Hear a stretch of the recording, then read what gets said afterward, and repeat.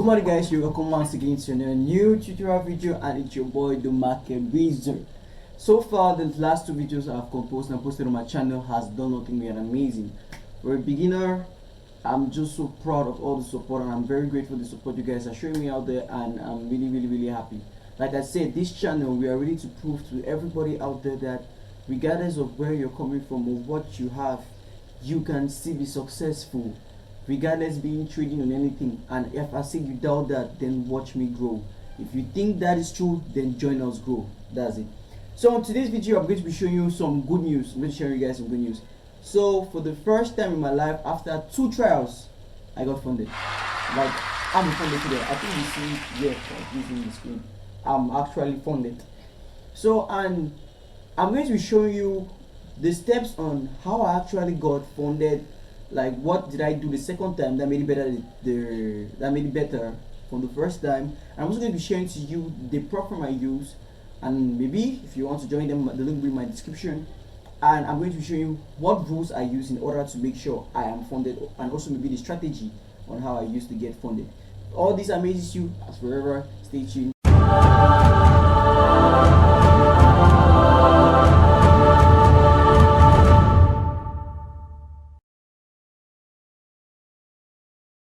Okay, right now you're back. Welcome back. So now, like I was saying, first the propfirm I use, I'd like to share that with you, is this is the propfirm here. It's called 10 Trade. 10 Trade is an amazing propfirm, and the spreads are amazing. Their customer service support is extremely fast, and so far I've had no much issues with them, especially when I validated the challenge. I got my logins the next day after they checked me out, and it's a one-step challenge. 10%, you pass it, you're done. And for my Africans, especially my Cameroonian brothers, you can withdraw on Momo, Orange Money. There are so many payment methods on it, so you can pick the one that suits you. Putting that aside, so like I was saying, before even being able to evaluate and pass this challenge, it wasn't that easy. So these are I will give you lessons I learned from it. So the first lesson I learned was, before I started trading the challenge and I wasn't focused, so I instantly went on a 5% drawdown. It took me more than a month to pass this challenge. I went on a 5% drawdown, and in 2 weeks, I was able to recover the drawdown, and I was up in profit. But after doing that, being up in profit, I started facing difficulties with my psychology. Like, for example, there are times when I trade and I might not just feel like trading today. There are weeks I didn't even trade the account.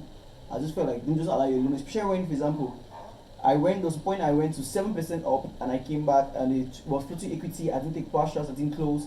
It came back against me and I was down back. I was up in profits just 3%. So it damaged my psychology a lot, and that was something that I learned. So the first thing I'm going to talk about is psychology. Your psychology matters when trading those accounts a lot, because the rules are daunting. The rules are not easy. The daily drawdown rule, like for 10 Trade has a daily drawdown rule of 6%, maximum drawdown of 9%. That is, your account should not go below 6% of its initial balance, since the drawdown is based on balance. So, but with those in mind, it gave me some kind of like psychology tricks, especially in that period. I was very much disturbed, but I felt like, okay, I have to keep going. So my psychology now was very disciplined in 2 ways. First, if my setup, if I want to see a good setup, I don't trade. And I trade just London, and I trade just one pair. I traded doing most, okay, let's say I traded one pair. I traded just about 2 pairs to trade, and most of the pairs I traded, most of my trades was Euro USD. Euro USD and GBP USD. Those are the major pairs that helped me pass my challenge. And I wanted to trade one pair because, for example, when you are trading a pair and it violates your rule, like for example, you break your rule, like you're about to sell and it takes your sell out. Therefore, you can see reasons why the market wants to buy. And instantly, when you rectify that as knowing the reason why the market wants to buy, you can easily get ready for the next setup and adjust yourself to know if, okay, was it a failed sell that was too early, or was it a sell that wasn't supposed to run, was supposed to be buy? And when you do that, you're going to find out that, okay, trading one pair actually had some done to my psychology, because if I traded multiple pairs, imagine that I traded 3 or 4 pairs, and my first strategy was, on my initial capital, right, I grow the account to at least I reach 0.5% on my first trade. If I go up 1%, I reach the 1% profit to continue growing. That's my strategy on how to trade my propfirm. But at the same time, take it you are trading multiple pairs, let's say 5 pairs, and you have 5 analysis on all of them, and you take all of them on trades. Let's say even you're risking just 0.5%, and all of them fail. You mean you're losing 2.5% a day. that alone is going to make you want to revenge trade. That alone is going to make you to want to like go back to the market, get back this money, use a high lot size, break your consistency rule. Consistency rule is the rule whereby you have to continue using a normal level of lot size. Like 10 trades consistency rule is the initial lot size you use, you can use just 0.5% of it, or you can scale higher of it, study a bit. You understand? That's just it. So like I was saying, so when I got all of those things now, it affected my psychology. I realized, okay, trading at most 3 2 pairs is the best. Like 2 setups a day, I'm done. If I lose more than 1% of my account, let's say if I lose at most 2% of my account, I'm done for the day. If I have one losing trade, I'm done for the day. If it's after 3 p.m., I don't trade. If I'm not seeing a setup within 8 a.m. to 3 p.m., I don't trade. I'm done. I don't trade in the night. I don't trade Asian sessions. I'm very disciplined, very, very disciplined on the account.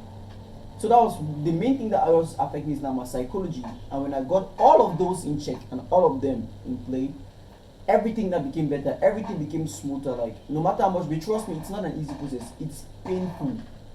It's painful. Like for example, it's still turns your emotions, but you have to be disciplined. You need to look at what you're trying to achieve ahead. So that's the main things that help me on that psychology. Next, as you know, let's talk about risk management.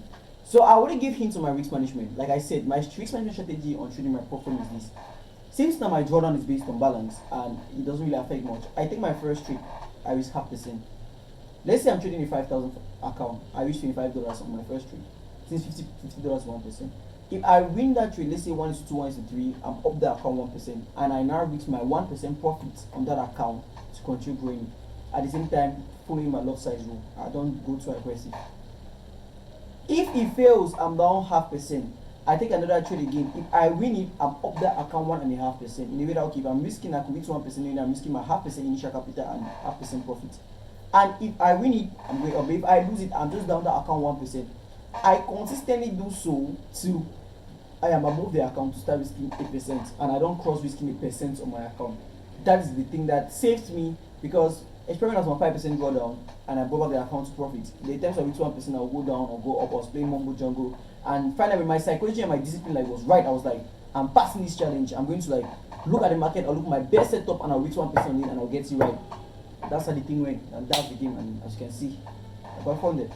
Okay, the third thing I want to talk about now is your strategy. Don't move from strategy to strategy. Don't do this. I'm not sure you're not the first person I've heard it from. Don't move from strategy to strategy. It won't help you. Find one thing that works with the way you talk. Like I trade ICT concepts, SMC ICT concepts, and I have a friend that trades support and resistance. He loves support and resistance so much to the point that he adapts to how to make it work better. All of these concepts, there is no king over anyone. It's not because I understand my concepts that I come and criticize your concepts. No professional trader out there will do that. It doesn't matter how you trade it, but what matters is to make money from those markets. So like I said, stick to your strategy. Look for the best setups that your strategy tells you that okay, this is it going. Don't be scared. When you find those setups now and you're very, very strict, don't trade carelessly. You mustn't trade every day, especially if you're risking 1% of your account. If you can go for a one good 1 is to 2 weeks reward and you have 2 of them a week, you are done. You up your account 6%. The next week, the same thing, you're past the challenge. In 2 weeks, you can do that. Now, like the biggest virtue of a trader is patience. Don't let the social media lifestyle, imagine the big payout, the big cash out, and all of those get the best of you. It doesn't matter, all of those won't play. What are you look at yourself, where are you going to in the next 2 years? Where are you going to in the next 3 years? Where are you scaling yourself to in the next 4 or 5 years? That's what you should see. Don't let the peer pressure get to you. So now, like I said, focus on your strategy. So I think this is going to be the end of the video for now. Like I said, you can check the description if you like the Profit Trade. Like I said, it's 10 trade. They are amazing, good spreads, good customer service. When you put the support decks, you can always get to them. I think my links on my channels could be in the description. I don't know if YouTube permits me to put them now, but if they are there, you can always join. Ask me any question. Feel free to contact me personally. I'll always give you an answer. You can email me 247. You know the email is going to be down, and I always try to like do my best to guide you and push through. And also lastly, if this video, I'm now at 24 subscribers. If this video can get me, if I can get to 50 subscribers, and maybe yes, 50 subscribers, I'm going to start posting a free course on ICT and SMC, and I'm going to be giving you a free complete tutorial on how you can get my strategy working well. So if these are everything that interests you, like I said once again, it's your boy the Market Wizard. Like I say, and I will say it again. If this is to prove to you guys that no matter where you're coming from, no matter who you are, you can succeed in the market. If you doubt that, watch us grow. And if you think that is true, join us grow. Market risk